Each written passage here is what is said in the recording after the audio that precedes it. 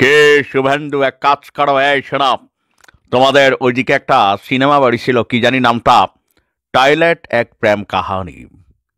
এই বৌদিরা বনে জঙ্গলে লোটা নিয়ে হাঁকতে গিয়ে তারা কিন্তু নানান ধরনের ঝামেলায় পড়ে। জঙ্গলে গুইসাপ আছে, তারপরে দুষ্ট ছেলেরা আছে, তারপরে মদ্যপ কিছু মাতাল আছে।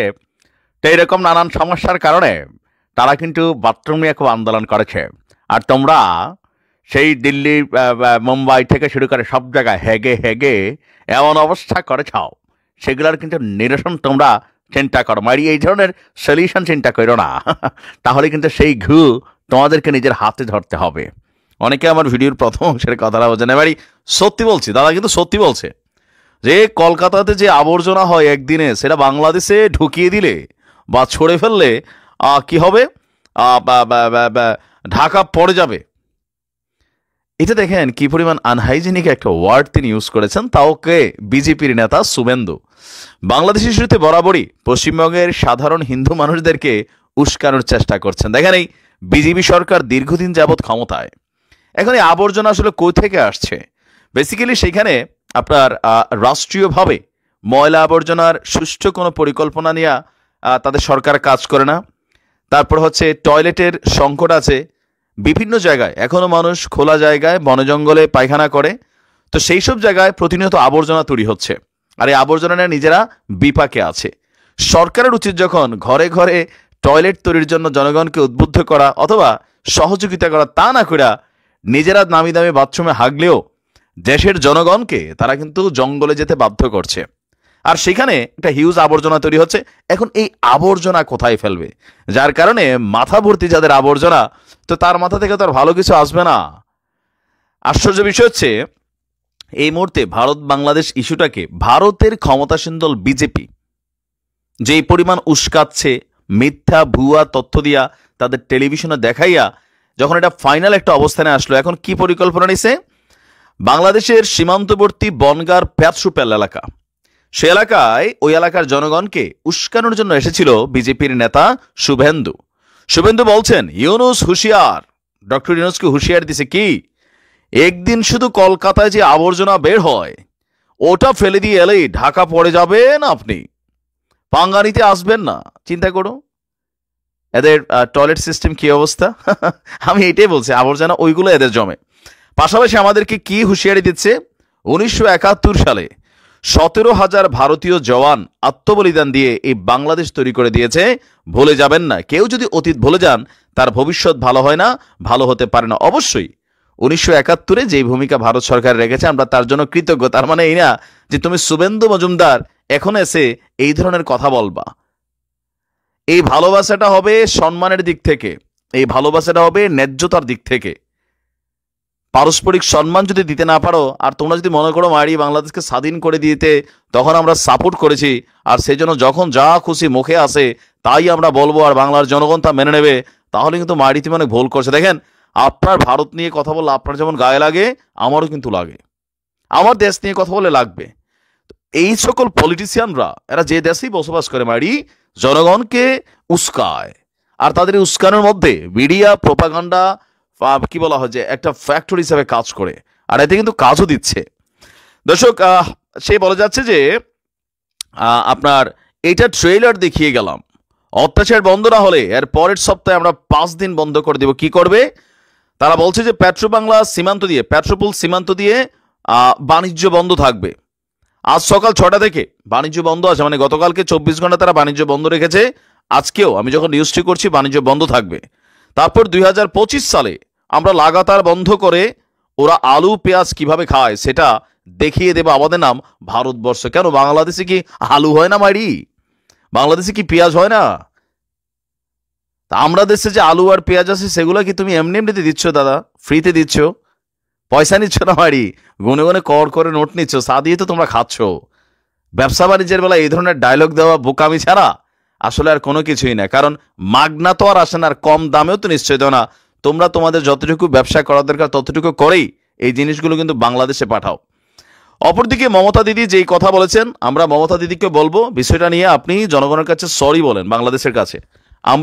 আমি ব্যক্তিগতভাবে মমতা দিদিকে অনেক পছন্দ করতাম, আমার ভিডিও যারা নিয়মিত দেখেন আপনারা জানেন যে তার বিভিন্ন ডাইনামিক অ্যাক্টিভিটিস ভালোই লাগে, একটি প্রতিবাদী ক্যারেক্টারের মানুষ। তবে এই যে বক্তব্যটা দিয়েছেন সেটাও কিন্তু ভোটের রাজনীতির জন্য একটা বক্তব্য দিয়েছেন, যেহেতু স্বাভাবিকভাবে ভারত বাংলাদেশে এই মুহূর্তে ইসকন বা ভারতীয় মিডিয়াগুলা, এই যে কলকাতার কিছু চ্যানেল আছে উল্টাপাল্টা বিভিন্ন ধরনের নিউজ করে জনগণকে বিভ্রান্ত করছে। প্র্যাকটিক্যাল সিচুয়েশনটা বাংলাদেশে কি হচ্ছে তারা জানেই না।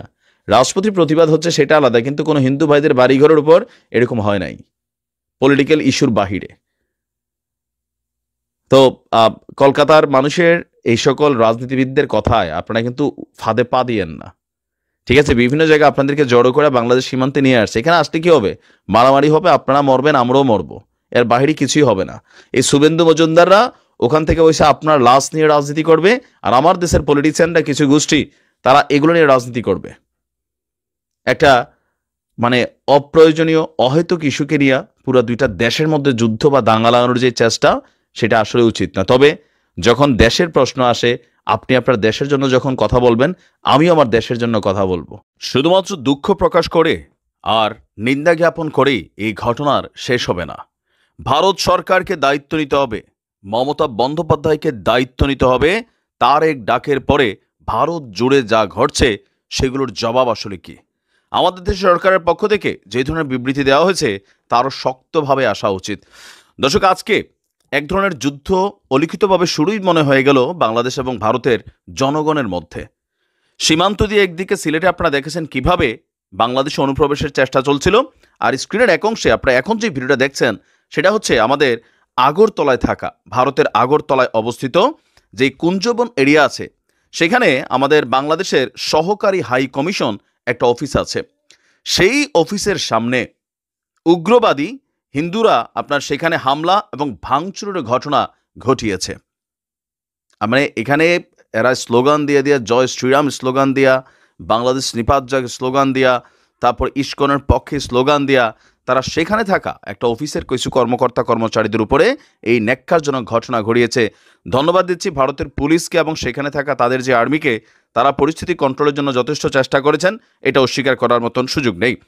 এর আগে সংঘ পরিবারভুক্ত বিভিন্ন সংগঠন, হিন্দু সংঘর্ষ সমিতি, বিশ্ব হিন্দু পরিষদ, বজরং দল এবং হিন্দু জাগরণ মঞ্চের নেতৃত্বে পূর্ব ঘোষিত কর্মসূচি অনুযায়ী বাংলাদেশের সহকারী হাই কমিশনের জাস্ট মাত্র 500 মিটার সামনেই বিক্ষোভ সমাবেশের এই আয়োজন করা হয়েছিল।